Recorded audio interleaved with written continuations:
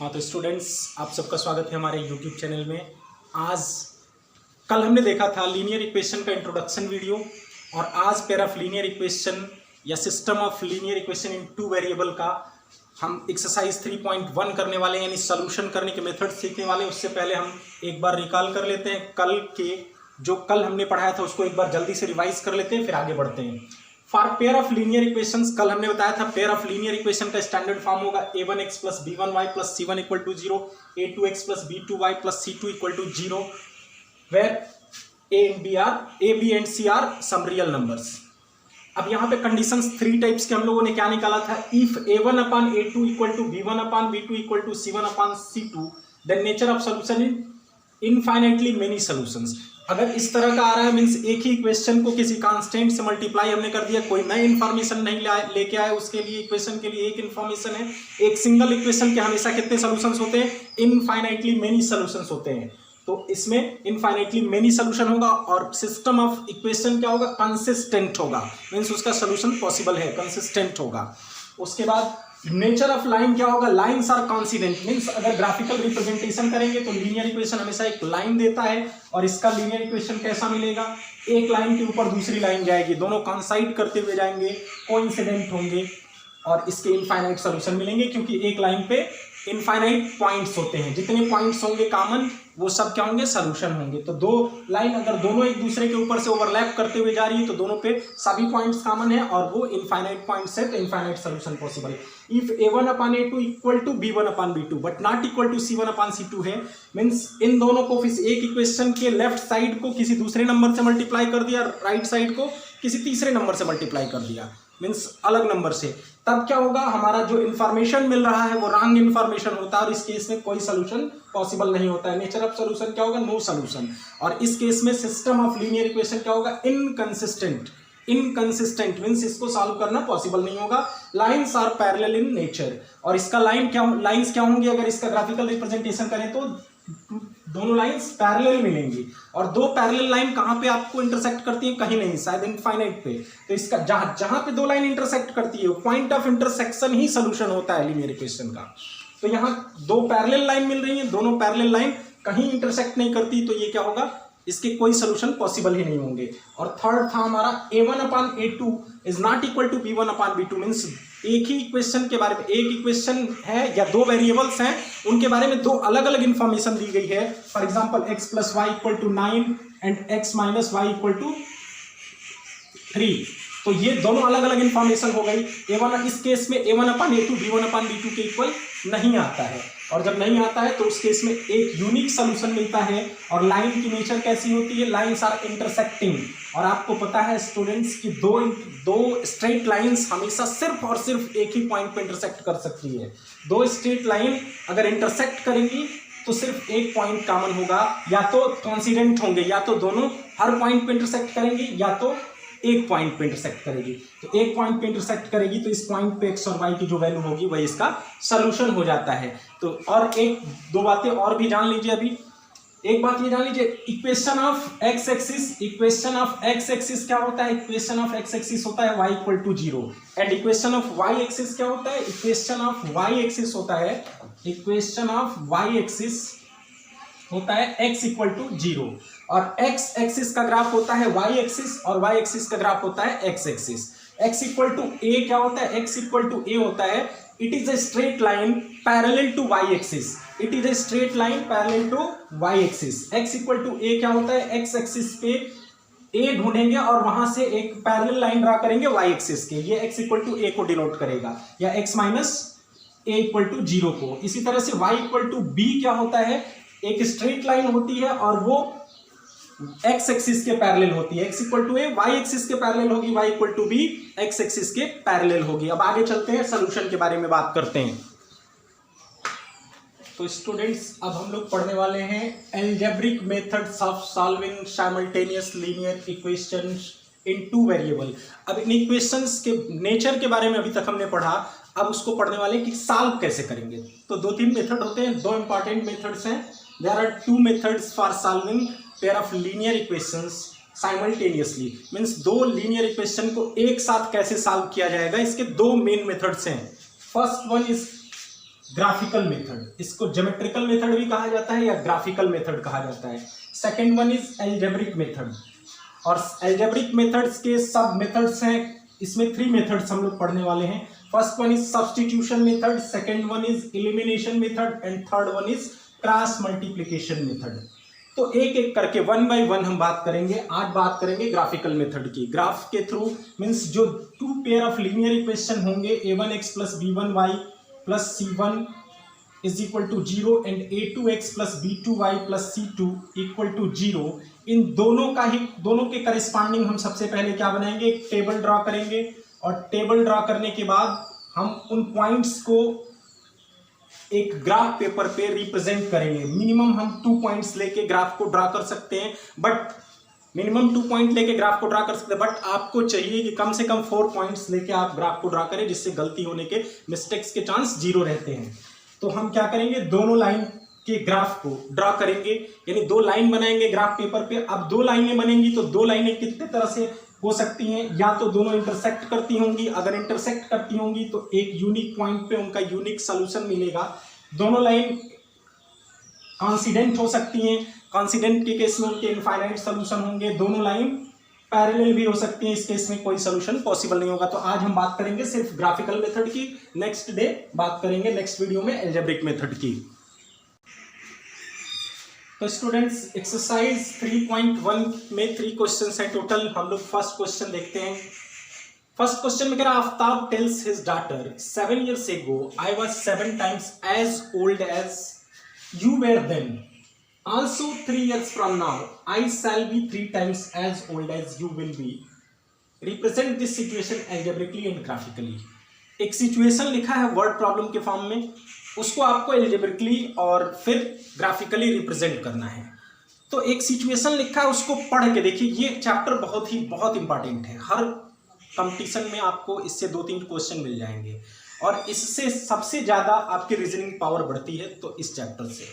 यानी आपको सोचना है, 2 अननोन चीज़ें हैं, उनका कंक्लूजन निकालना है। आइए पहले हम इस क्वेश्चन को पढ़ के और एक फॉर्मेशन करते हैं इक्वेशन का, उसके बाद एल्जेब्रिक रिप्रेजेंटेशन की बात करेंगे, फिर ग्राफिकल रिप्रेजेंटेशन की बात करेंगे। तो सबसे पहले Aftab tales his daughter 7 years ago I was 7 times as old as you। बात किसकी हो रही है, उम्र की बात हो रही है। कौन कौन है यहाँ पे, आफ्ताब है और उसकी डॉटर है। आफ्ताब अपनी डॉटर से कहता है कि 7 years ago I was 7 times as old as you were then। जब आज से 7 साल पहले जितनी मेरी उम्र थी वो तुम्हारी उम्र के 7 गुनी थी, और आज से 3 साल बाद 3 years from now I shall be 3 times as old as you will be। आज से 3 times यानी 3 साल बाद मेरी उम्र तुम्हारी उम्र की 3 गुनी रह जाएगी। है ना इंटरेस्टिंग, 7 साल पहले 7 गुनी थी और 3 साल बाद 3 गुनी रह जाएगी, तो पढ़ने में भी इंटरेस्टिंग है ये। आइए सॉल्व करके देखते हैं क्या होता है इसका सोल्यूशन। पहले रिप्रेजेंट करना है इसको एल्जेब्रिकली, तो हम सबसे पहले कहाँ से, ये शुरुआत कहाँ से करें, तो प्रेजेंट एज की बात हो रही है। Present age means present time में जितनी एज है उसके 7 साल पहले और 3 साल बाद की बात हो रही है। तो हम हमेशा क्या करेंगे, प्रेजेंट एज को ही सपोज करते हैं कोई वेरिएबल। तो यहाँ सपोज करेंगे let present age of Aftab equal to x years, और इसमें कोई बाउंडेशन नहीं, आप किसी को x किसी को y सपोज कर सकते हो। 2 वेरिएबल का है तो इसको y सपोज कर सकते हो, इसको x सपोज कर सकते हो। सपोजिशन पे डिपेंड करेगा क्वेश्चन कैसा बन रहा है। And let present age of his daughter equal to y years, यानी 2 की एज फाइंड करनी है, 2 अननोन है तो 2 वेरिएबल में हमने सपोज कर लिया। अब अकॉर्डिंग टू क्वेश्चन, अब क्वेश्चन पढ़ के और क्वेश्चन के अकॉर्डिंग फॉर्मेशन करते हैं। कह रहा है कि I was 7 times as old as you were then 7 years ago। कब की बात हो रही है, 7 साल की। आज की उम्र के 7 साल पहले की बात करनी हो तो क्या करेंगे, जैसे आज मेरी उम्र अगर मान लीजिए 32 साल है तो 7 साल पहले कितनी थी, 25 साल थी। माइनस करते हैं, तो यहाँ भी प्रेजेंट एज इसकी कितनी है, x - 7। प्रेजेंट एज x है और इसकी y है। 7 साल पहले की बात हो रही है तो दोनों 7 साल पहले 7-7 साल छोटे होंगे जब जितने उम्र के आज हैं, तो माइनस कर दिया हमने। लेकिन दोनों उस समय इक्वल नहीं थे, दोनों की एज इक्वल नहीं थी। क्या थी, किस उसके आफ्ताब की एज ज्यादा थी, मीन्स ये ज्यादा है, ये आफ्ताब की एज है, ये ज्यादा थी इससे। कितनी ज्यादा थी, 7 टाइम्स थी, ये 7 टाइम्स है, मीन्स अभी ये क्या है, ग्रेटर है इससे, कितना, 7 टाइम्स। हम चाहते हैं इक्वेशन बनाना तो इक्वल टू को इन्वॉल्व करना पड़ेगा, एक साइन इक्वल टू को इन्वॉल्व करना पड़ेगा। तो यहाँ अगर इक्वल टू लिखेंगे तो ये इसके इक्वल तो है नहीं, बट बना सकते हैं हम। ये इससे कितना छोटा है, 7 गुना छोटा है, तो अगर इसको 7 गुना कर देंगे तो इसके इक्वल हो जाएगा। अगर इसको 7 टाइम्स कर देंगे, मीन्स ये 7 साल पहले की जो पूरी उम्र है, इसको 7 टाइम्स कर देंगे तो इसकी उम्र के इक्वल हो गया। अब इसको सिंप्लीफाई कर लेते हैं, स्टैंडर्ड फॉर्म में कर लेते हैं, x - 7 equal to -7y - 49। Transpose करके इधर ले आई लेफ्ट साइड में दोनों वेरिएबल को, तो x - 7y इक्वल टू ये 7 उधर जाएगा, 7 - 49 होगा -42। इक्वेशन 1 सपोज कर लेंगे। एंड अब देखिए इतना जगह इसलिए छोड़ रहे हैं कि वहां पे हम ग्राफिक ज्योमेट्रिकली रिप्रेजेंट करने के लिए। अब बात करते हैं दूसरे कंडीशन की। तो दूसरे कंडीशन में क्या होगा, दूसरे कंडीशन में कह रहा है 3 years फ्रॉम नाउ, आज से 3 साल बाद की बात हो रही है दोनों की उम्र की। तो आज x और y है, तो 3 साल बाद ये x + 3 होंगे, ये y + 3 होंगे। और किसकी उम्र उस समय ज्यादा थी, उस समय भी आफ्ताब की एज ज्यादा थी, मीन्स ये ग्रेटर है। अब भी कितना ग्रेटर है, इसके 3 गुना है, 3 टाइम्स है। हम चाहते हैं इक्वेशन फॉर्मेशन करना, तो हम इक्वल करना चाहते हैं। इक्वल करने के लिए क्या करना पड़ेगा, जो कम है उसको हमको ज्यादा करना पड़ेगा। कितना गुना कम है, अगर कुछ ईयर कम होता तो उतना ऐड कर देते, ये तो गुना में है, मीन्स टाइम्स, मल्टीपल में कम है तो उतने से इसमें मल्टीप्लाई कर देंगे, 3 गुना इसको कर देते हैं। अगर 3 गुना इसको कर देंगे तो इसके इक्वल हो गया। अब सिंप्लीफाई करके बना लेते हैं, x + 3 इक्वल टू 3y + 9 और x - 3y इक्वल टू 9 - 3 6 हो गया। ये इक्वेशन 2 हो गया। ये इस तरह से हमने एल्जेब्रिकली इसको रिप्रेजेंट कर दिया। अब हमको ग्राफिकली रिप्रेजेंट करना है, तो ग्राफिकली रिप्रेजेंट करने के लिए हम क्या करते हैं, एक टेबल बनाते हैं। टेबल बनाने के बाद अब हम क्या करेंगे, दोनों इक्वेशन से रिलेटेड एक टेबल बनाएंगे। टेबल फॉर्म करने के बाद पॉइंट्स मिलेंगे, उनको लोकेट करेंगे इस पे, फिर लाइन ड्रा करेंगे। तो टेबल बनाने के लिए 2 मेथड है, या तो डायरेक्ट आप यहाँ पे वैल्यू रखिए निकाल लीजिए, या फिर y को x के टर्म में रिप्रेजेंट कर लो, यानी y को एक साइड कर लो। तो अगर y को एक साइड करेंगे तो यहाँ से मिल जाएगा आपको x + 42/7 = y, यही मिलेगा ना। ट्रांसपोज करके 7y को इधर ले गए, 42 को इधर ले आए, फिर 7 से डिवाइड कर दिया। अब x = अगर 0 आप पुट कर देते हो, x की कोई भी आर्बिट्रेरी वैल्यू आप लिख सकते हो, x y z कुछ भी ले सकते हो, कोई भी रियल नंबर, बट हम ऐसे रियल नंबर लेते हैं जिनको हम इस पे रिप्रेजेंट कर सकें इजीली, तो छोटे वैल्यूज ही लेते हैं ज्यादातर। तो 0 अगर लेते हैं तो ये क्या बन जाएगा, 42/7। y की वैल्यू क्या आएगी, 0 + 42/7, 42/7 होगा 6। अब हम x की वैल्यू ले लेते हैं, एक और कोई 7 ले लेते हैं, ले सकते थे 6 भी, 2 भी, लेकिन कंप्लीट मल्टीपल नहीं होता तो डेसिमल में आता, रिप्रेजेंटेशन थोड़ा सा डिफिकल्ट होता। तो जनरली हम ऐसा लेते हैं कि रिप्रेजेंटेशन आसान है। तो 7 लेंगे तो 7 + 42 कितना हो गया, 7 + 42 आपका हो गया 49, 49/7 7 आएगा। सिमिलरली अगर इसको हम करना चाहें तो होगा x - 6 = 3y और x - 6/3 = y। अब यहां से x की एक वैल्यू लेते हैं, x की वैल्यू मान लीजिए 0 ले लिया हमने, 0 लिया तो ये -6/3 कितना आया, -2 आया। x की वैल्यू 3 ले लीजिए, 3 ले लिया अगर हमने, या 6 ले लिया, मान लीजिए 6 ले लिया हमने, तो 6 - 6 0/3 क्या आएगा, 0।